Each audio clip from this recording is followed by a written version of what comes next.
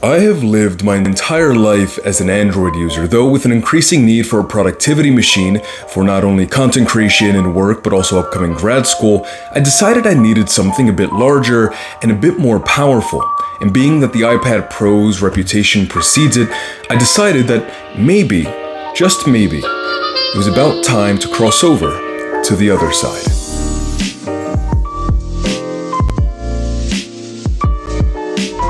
Hey everybody, welcome back to DAV Tech. It is awesome to see all of you here again. So I've been using the 2020 iPad Pro for about 72 hours now, and I wanted to give all of you my unbiased, objective thoughts and first impressions on the device as someone who's been an Android and PC user for literally forever. So without further ado, let's jump right in. Now, from the outside in, the iPad Pro is an absolute beauty to behold. The aluminum body is elegant and the screen is just absolutely incredible. The body of the device feels sturdy and premium, and it's always just sort of cool to the touch.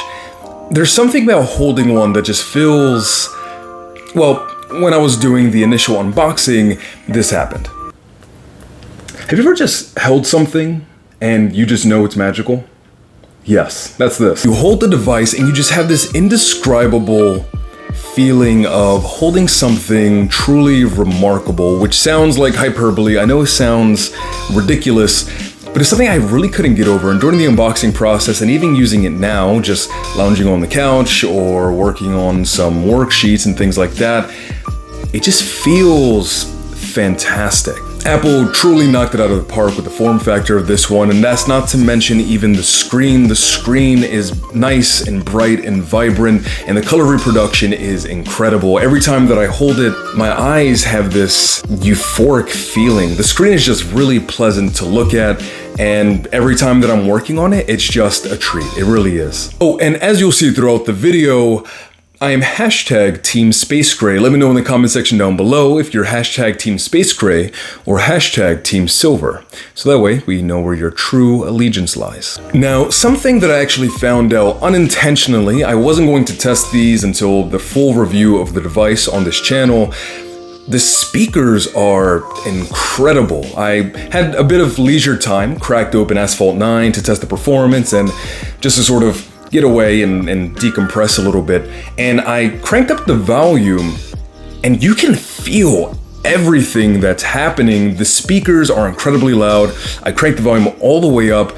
You can feel the rumble of the engine. You can feel the beat of the music. It's not something that I was expecting to be impressed with, not something that I was even expecting to really pay much mind to in the short span of time that I've had it. But the speakers, great stuff. Really great stuff. You have the speakers down on the bottom and the top of the device. Yeah, I'm super impressed. Now, most of the time that I've actually spent with the device to this point has really been working on some scripts as well as some shot lists for a film that I directed over this past weekend. So I haven't gotten a lot of playtesting with games and video consumption, though I did try to sneak in YouTube, Asphalt 9, 7 Deadly Sins Grand Cross, here and there where I could. The media consumption experience on this device is incredible. Again, the color reproduction is great, visuals are nice and crisp, there's a ton of detail in this screen, and everything just sort of pops. Everything just feels good to the eye. And being as large as the screen is, I have the 12.9-inch version.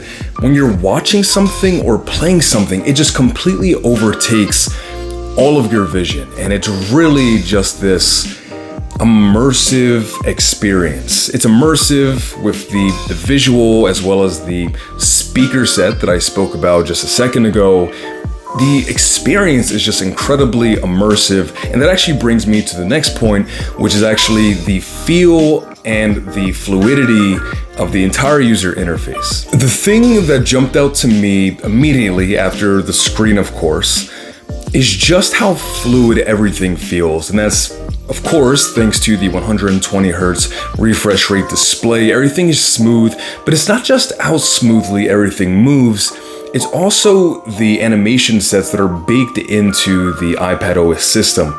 All of the animations, transitions, the swiping back and forth between tabs and applications, opening applications, closing them out, minimizing them, snapping things to the sides of the screen, everything, and I mean absolutely everything, is just this whimsical, sort of fantastical experience. Even now, using the device, it's just something that sort of immerses me more into the experience. It's a much more pleasant user experience than when I was using my laptop. And honestly, it's a lot more pleasant of an experience scrolling through, opening tabs, than even my Android device. I'm using a Galaxy Note 10 Plus at the moment, and I hate to say it, I mean, I don't hate to say it, I like to be objective in all things that I do.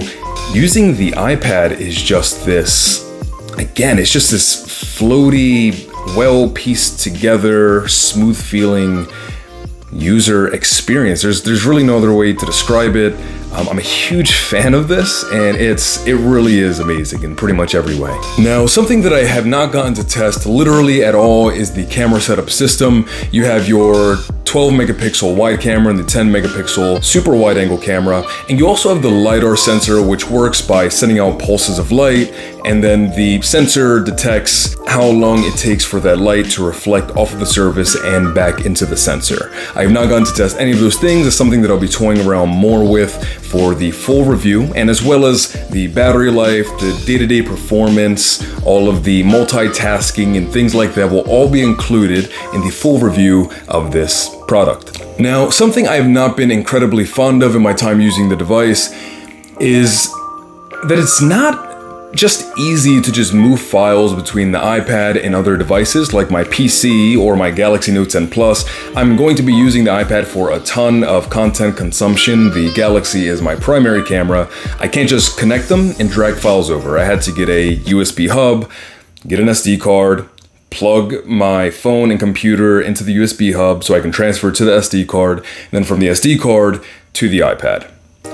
I'm not a fan of that, unless I'm completely wrong and those of you at home know of a way to do this without having to go through this convoluted way of doing things, like I can just plug it in to the iPad and just do it that way. I'm always up for being wrong if it increases workflow. Please let me know in the comment section if you have any way to make this easier. Thank you.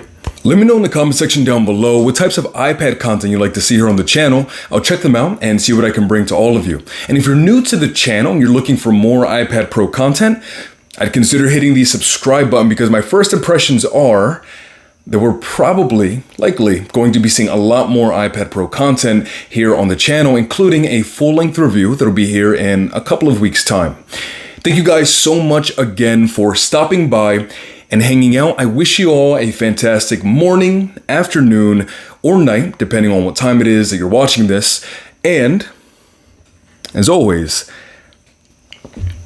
peace, love, adios. Bye, everybody. Stay awesome, stay cool, stay you in 3, 2, 1. Bye.